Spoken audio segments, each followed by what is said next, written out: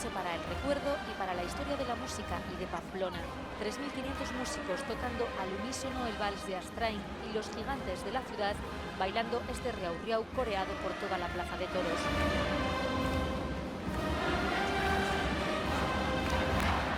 Fue el colofón a un día mágico que terminó como terminan las grandes ocasiones. La plaza se puso en pie a la llegada de la pamplonesa. La centenaria más joven que nunca.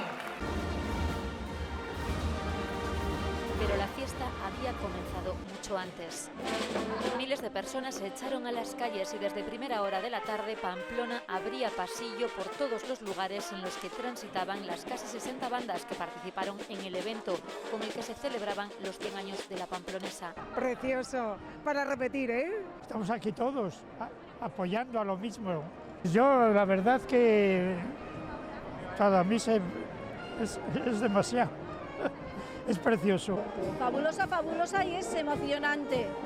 Es una experiencia que esto no se va a volver a repetir. Emoción entre el público y entre los músicos que participaron de este evento nunca antes visto. Sí, esto es una cosa que a la gente le gusta mucho, lo que pasa es que cuesta mucho de organizar. Es algo muy bonito y digno de celebrar.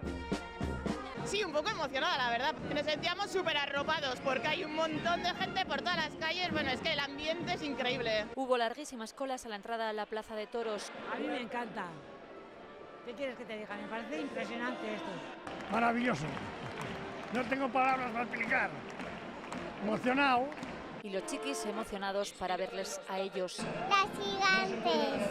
Se hace un poco largo para los chiquis. ¿Vas a tocar también en la Pamplonesa cuando seas mayor? Sí. Sí, ¿qué vas a tocar? El trombón. Ah, el trombón.